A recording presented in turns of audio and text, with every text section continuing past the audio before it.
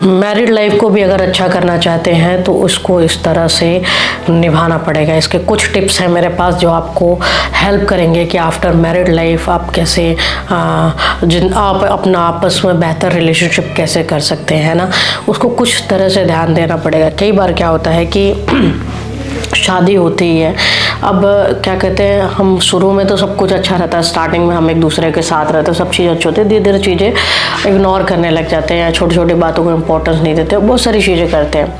एक चीज़ हमें ध्यान देने की ज़रूरत है कि दोनों का एनवायरनमेंट अलग होता है, दोनों का एटमॉस्फेयर अलग होता है, चीज़ें अलग होती है।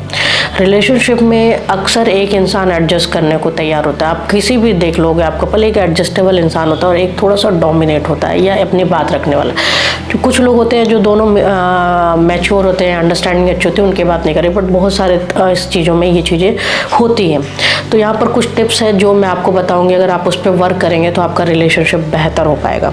तो पहला टिप्स है कि पुराना कच्चा चिट्ठा। जी हाँ, हमेशा हम रिलेशनशिप में पास्ट को लेकर आते हैं। पास्ट कौन सा? वो पास्ट एक्स, गर्लफ्रेंड, बॉयफ्रेंड, ये नहीं। कई बार होता है कि जब शादी होती है तो शुरू में बहुत सारी चीज़ों की एक्सपेक्टेशन होती है जो कि नहीं पता होता और इंसान से गलती हो जाती है। अब हम उस चीज़ को भूल ही नहीं रहे हैं, हम हर बार लड़ाई में झगड़े में लेकर आ रहे हैं, बार बार हम उसी चीज़ पर डिस्कस कर रहे हैं, सामने वाले को नीचा दिखा रहे हैं। तो हो सकता है एक दो बार वो इंसान उस चीज़ को मजाक में ले जाए, बट एक टाइम वो हर्ट करने लग जाता है, क्योंकि आप जाके प्रेजेंट में तो उस चीज़ों को सुधारने की कोशिश कर रहा है, कर रही है। तो पास्ट में ना जाकर प्रेजेंट में रहे, है ना। प्रेजेंट में जो चीज़ें हो रही है उसको अप्रिशिएट करें, उस चीज़ को इम्पोर्टेंस दे। पास्ट है, क्योंकि देखो जो चीज़ जाने वाली होती है वो तो चली गई ना, वो वापस नहीं आएगी, तो उसको लेकर आके आज खराब करने का तो कोई सेंस ही नहीं बनता। तो पास्ट में मत जियो, प्रेजेंट में जियो, है ना। यहाँ पर दूसरे टिप्स है आपके लिए कि शब्दों का कोई इलाज नहीं होता। जी हाँ, आप शब्दों का कोई इलाज नहीं होता। जैसे कि एक इंसान जब भी आप झगड़ा होता है, किसी भी रीज़न से झगड़ा होना स्टार्ट हो जाता है ना, अब झगड़ा होना स्टार्ट हुआ, अब क्या होता है, एक इंसान जिस तरह से मैंने बोला कि वहाँ भी होता है, डोमिनेट होता है, तो या डोमिनेट होती है, कोई भी होता है, तो वो आप शब्द यूज़ करने लगते हैं, गंदी गंदी लैंग्वेज, गंदी गंदी गालियाँ देना। अब आप कह रहे हो कि हम गुस्से में कह रहे हैं, या हमको ये आदत पड़ चुकी है, या हमको पता है कि तुम कहीं नहीं जाने वाली, यहीं रहने वाली हो, मेरे पास ही तुम्हारी ज़िंदगी ख़त्म होने वाली है, तो मैं तो ऐसे ही रहूँगा भैया, या मैं ऐसे ही रहूँगी, तो मुझे तो ऐसे ही जीना है। जब आप ये सब चीज़ें करने लग जाते हो तो आप सामने वाले की नज़रों से गिर जाते हो। भले ही बाद में आप सॉरी बोल दो, भले ही बाद में माफ़ी मांग लो, बट वो जो शब्द है ना, वो कहीं ना कहीं हमें बहुत ज़्यादा हर्ट करते हैं, वो हमें उस चीज़ से बाहर ही नहीं आने देते।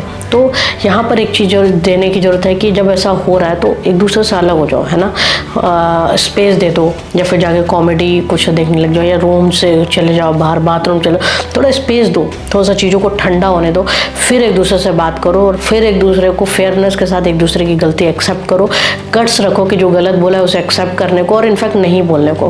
तो इस चीज़ का भी ध्यान रखो, इस तरह से भी रिलेशनशिप बेहतर हो सकता है। तीसरा टिप है, अपना विश्वास और सम्मान बनाए रखें। जी हाँ, जब भी हम रिलेशनशिप में, मतलब शादी के बाद, एक चीज़ होती है कि एक दूसरे पे ट्रस्ट होना बहुत ज़रूरी है, और एक दूसरे का रिस्पेक्ट करना भी बहुत ज़रूरी है।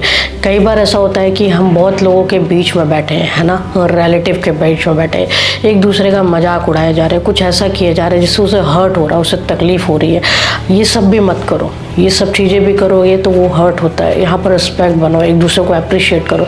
जब आप खुद ही उसके बारे में अच्छा नहीं बोल रहे हो या सोच रहे हो, फिर कैसे आपके बारे में अच्छा सोचेगा या सोचेगी। तो ये दोनों तरफ से होता है। तो यहाँ पर समझने की जरूरत है कि एक दूसरे पर ट्रस्ट रखना है कि ये जो भी कर रहे हैं, जैसे भी कर रही है, ये सब हमारे लिए और हम दोनों के लिए बेस्ट है। तो उस वजह से एक दूसरे को रिस्पेक्ट देनी है ना। ये आप दोनों ही एक दूसरे के साथ करोगे, इससे भी प्यार बढ़ता है। तो चौथा ये है कि छोटी छोटी खुशियों, एक दूसरे के लिए छोटी छोटी इस तरीके से एक दूसरे को खुशियाँ देना। वो कैसे कर सकते हो आप? लाइक कि आप एक दूसरे के खाने में हेल्प कर सकते हो, एक दूसरे को, लाइक अगर इंसान है ऑफिस जा रहा है तो घर आ गया, बल्ब फ्यूज है, कोई भी काम है तो बिना बोले कर देना, या फिर गुलाब का फूल ले आना। ना कि ऐसा नहीं होता है कि आप जाके साथ में मूवी देखो या शॉपिंग ही करो, आपस में बैठ के मीठी मीठी बातें कर सकते हो, लाइक कॉलेज की बातें कर सकते हो, स्कूल की बातें कर सकते हो, अपने दिनचर्या बातें कर सकते हो, एक दूसरे के साथ टाइम बिता सकते हो, है ना। एक दूसरे को छोटा छोटा सा गिफ्ट दे सकते हो, लाइक चॉकलेट ले आए। मतलब इतनी छोटी छोटी चीज़ों में भी ध्यान रखना कि लाइक अगर तकलीफ है, तबीयत खराब है तो खुद केयर कर लेना, और छोटी छोटी चीज़ें करना, इससे भी रिलेशनशिप बेहतर होता है। तो ये चीज़ भी आपको ध्यान रखने की ज़रूरत है। तो तो 5वां पॉइंट है समय की लेन देन में जो कमी होती है, ये 5वां पॉइंट है। ये बहुत तकलीफ होती है। ये क्या होता है कि हम लोग कई बार इतना ज़्यादा बिजी होते हैं या थक जाते हैं, हम सो जाते हैं या हम एक दूसरे को टाइम नहीं दे पाते या हमारे पास और भी काम रहते। टाइम निकालना पड़ेगा, बहुत ज़्यादा टाइम निकालने की जरूरत नहीं है। मैंने वही कहा आपसे कि अगर आप एक दूसरे के साथ छोटा छोटा भी टाइम स्पेंड करते हो और एक दूसरे से बहुत अच्छी बातें करते हो और एक दूसरे की हेल्प करते हो और एक दूसरे की रिस्पेक्ट करते हो, तो ये सब इसमें आ जाता है। ये सब चीज़ें जैसी आप करने लग जाओगे, आपका रिलेशनशिप बहुत ही बेहतर हो जाएगा, शादीशुदा लाइफ बहुत ही बेहतर हो जाएगी। इससे आप दोनों एक दूसरे को समझने लग जाओगे। तो उम्मीद करती हूँ जो बताना चाहे वो आपके समझ में आया होगा। ध्यान रखने की ज़रूरत है कैसे चीज़ों को सुधारना है, ये नहीं ध्यान देना कि कैसे चीज़ें बिगड़ रही हैं। जिस चीज़ के लिए सॉरी बोला गया उसे एक्सेप्ट कर लो, बार बार दोहराओ मत, है ना। एक दूसरे को अप्रिशिएट करो, लोगों के सामने मजाक मत बनाओ और गुस्से में एक दूसरे को थोड़ा स्पेस दे दो, फिर आराम से बात कर लो। उम्मीद करती हूँ कि जो बताना चाहे वो आपको समझ में आएगा। फिर मिलेंगे नए वीडियो के साथ, तब तक अपना ध्यान रखिएगा, मेरा सेफ रहें।